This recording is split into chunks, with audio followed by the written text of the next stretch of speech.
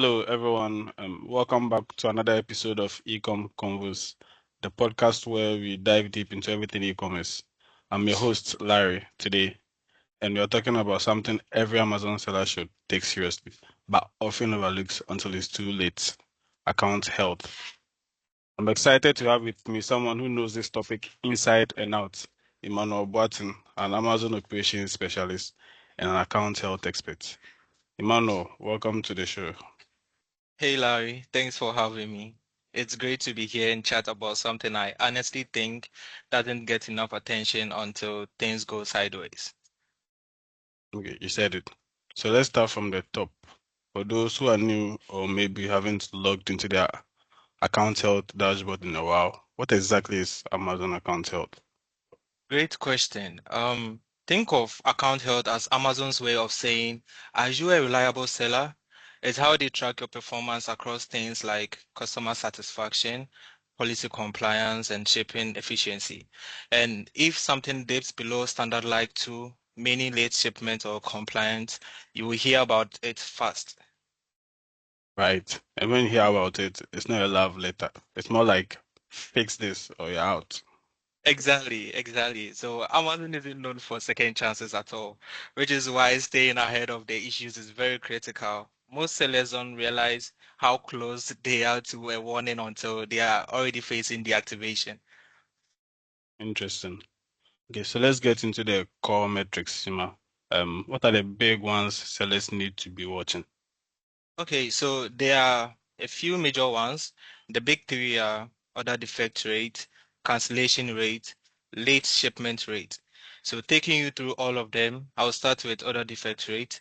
That is a mix of negative feedbacks, A to Z claims, and chargebacks. Amazon wants this to be below 1% always. So if it goes above 1%, that is a very big problem. Then we have the cancellation rate.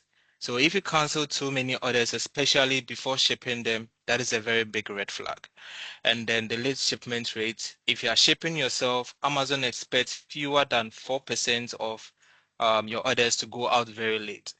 And then, of course, there are policy violations, intellectual property complaints, and product condition claims, which can really hurt your account. All right. So in short, don't cancel orders, ship on time, and don't sell junk or fake stuff. Exactly, exactly. That's the summary. But yes, the detail matter. Even one policy violation can stick around for months if you don't address it properly. Okay, let's talk about that. So what happens when someone gets a performance notification or a policy violation? What's the first thing they should do? Okay, so first, don't panic, but don't ignore it either. Open the message, read it thoroughly, and start gathering documentation.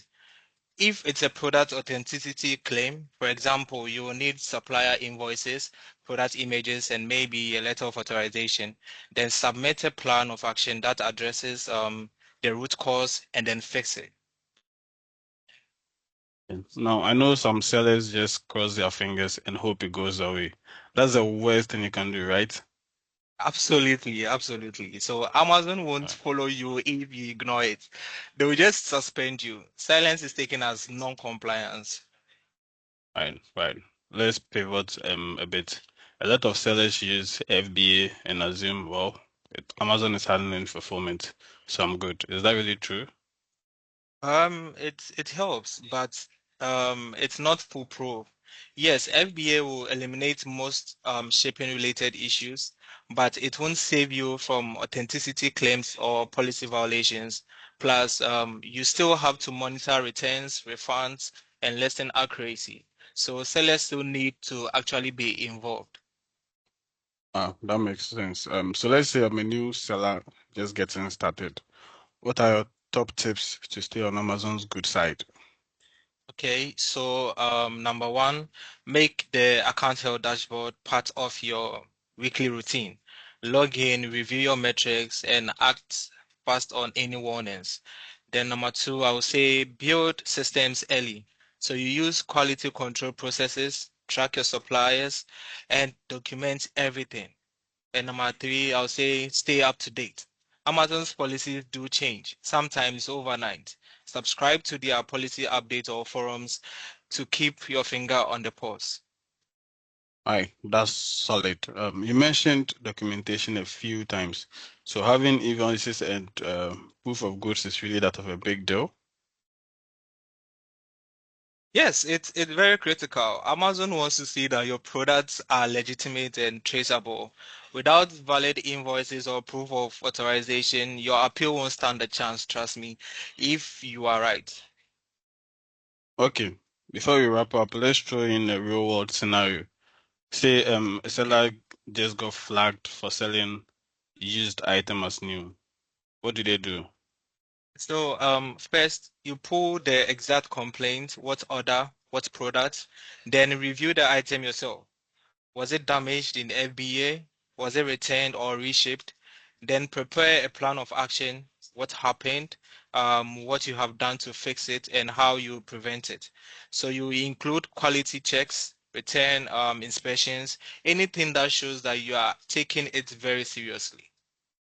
Awesome, awesome, awesome. Before we jump into audience Q&A, if you are listening to the podcast later, send in your questions. Emmanuel, what's your closing advice to sellers? Okay. So I would say stay very vigilant. Treat your Amazon like a business license. One mistake can cost you revenue, but good practices can earn you trust and more buy box wins too. That's gold, Ima. Thanks again for joining Ecom Convos. This was packed with value. We'll drop some bonus resources in the show notes. If you're listening, make sure to rate and follow us on LinkedIn, Facebook, and Instagram at ExtendedGH. Until next time, stay sharp, stay compliant, and stay in business.